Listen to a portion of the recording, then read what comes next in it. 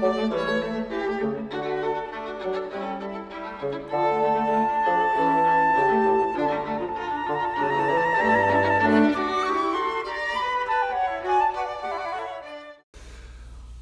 we are here today with Michael Jones, the resident bassoonist for Astraios. How are you, Michael? I'm doing well. How are you, Chris? I'm doing great. Excellent. So glad that we could have this time to sit down and talk. Absolutely. Yeah. So tell us a little bit about what your training is for the bassoon, how you got started. So I started bassoon in 6th grade. That's generally the youngest that you can begin just because the instrument is so big.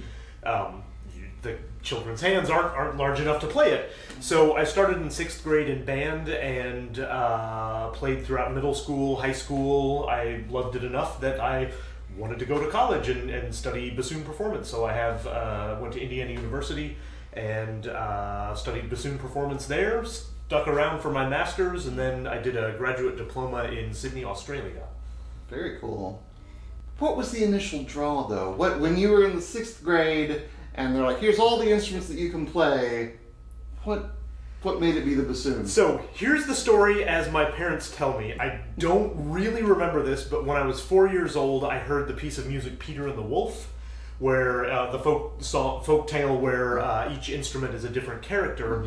Mm-hmm. The bassoon is the grandfather, and supposedly when I was 4 years old, I heard that and I was drawn to the bassoon. I wanted to play that, and I wonder if at the time if I just liked the word bassoon or like how it sounded, the name of the instrument. Fun word. But I started playing it and I really enjoyed it, so here I am today.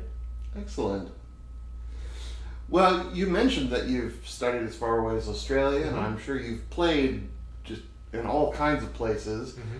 What are some of your more memorable experiences playing in orchestras or doing a recital or? Oh gosh, I've played solo recitals, chamber music recitals, recording sessions. I played a movie soundtrack, operas, ballets, symphonies, receptions, background music, gigs where I've played music where I'm pretty sure nobody could hear me at all.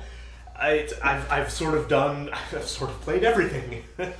Is there one or two you can think of that was really moving for you as an individual that you're really glad to be able to have done? Yeah, there is a string quartet piece by Shostakovich.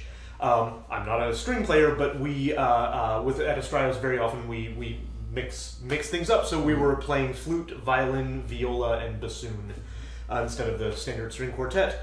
And we played Shostakovich quartet, and there was one performance in particularly where everything just locked in. We had all kinds of energy. The audience they were just as much a part of the energy as we were. It was really satisfying. It was a lot of fun, and you get done with performances like that, and it's both exhausting and exhilarating, and yeah, it was just a wonderful experience.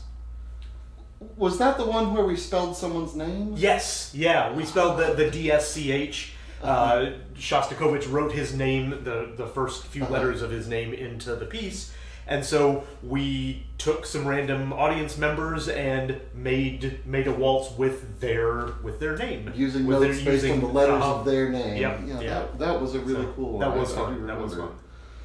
What about any times where something just went wrong? we love to hear the behind the scenes, the fun things about the wacky things that sometimes happen. I played a Halloween gig with a local symphony orchestra which shall remain nameless. There were so many things that went wrong with it. So many things. There was a student who was in charge of all of the electronic, the amplification, the microphone system. We weren't being mic'd, but there was a singer, there were announcers, and during the concert the student something happened. I don't know what, but the feedback started going haywire. I think did one of the percussion instruments, like the stand, fall over, so there was a big crash. And then the biggest thing, there was a choir that was kind of off to the side, and they were singing, and I just hear that in the middle of the singing, I hear this scream, and this woman I don't know how it happened, but she kind of fell off the stage and was grabbing a hold. There was a piano with the lid up, and she was grabbing a hold of the piano lid, holding on for dear life. Oh my God. And we stopped, and luckily she was totally fine. She was not injured. I think just very scared, very embarrassed, startled. But I just remember looking over, and there was this terrified woman clinging desperately to the lid of a piano, and everything stopped. I think the concert stopped for about 10 minutes till we could, get things sorted out and back on track. But and it being a Halloween concert, we could wear costumes, and so I had brought this old. My brother and I, when we were kids, made these felt Viking hats. And so the two bassoons, there was me and another guy, were sitting there just with these felt Viking hats, just kind of looking around, observing all the chaos that went on around us, and it was very memorable. All that pillaging. Yeah, right? I was thinking that if Looney Tunes taught me anything, it's when you're falling, a piano is not the right thing to grab onto. But I'm glad that everything turned out okay. She was fine. She was, I think, just shaken and scared and embarrassed. Yeah, well. So we know you're excellent at bassoon, but are there any other instruments that you play? So the short answer is no. The long answer is, so I started out singing. My dad was a voice teacher, and so I started out singing. We all did, my brother and sister. And then I messed around with recorder for a while. I played violin for a year.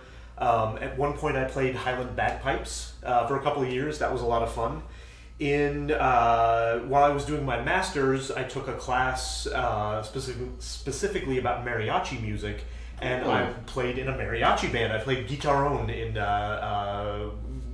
we did a couple of mariachi concerts. What is a guitarón? It's think of it like a big bass guitar. You kind of hold it so the strings so it looks like it's pointing up, it's horizontal, and you kind of pluck like that, and it plays the bass line. Which that was a lot of fun. That was the first time I'd played a stringed instrument since I was in 5th grade. And it was just kind of a neat, interesting, different experience. Do you ever break out the bagpipes anymore? I don't own a set of bagpipes. I wish I did. I've looked half-heartedly looked into getting some.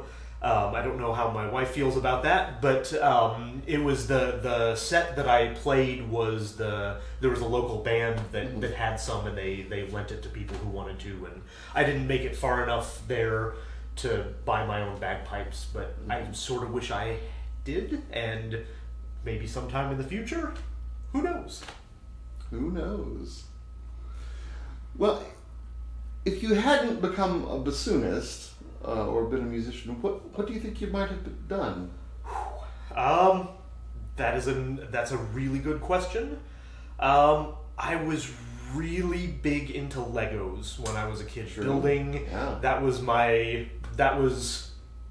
That's what I enjoyed doing most. So maybe some sort of adult job where I got to play with Legos.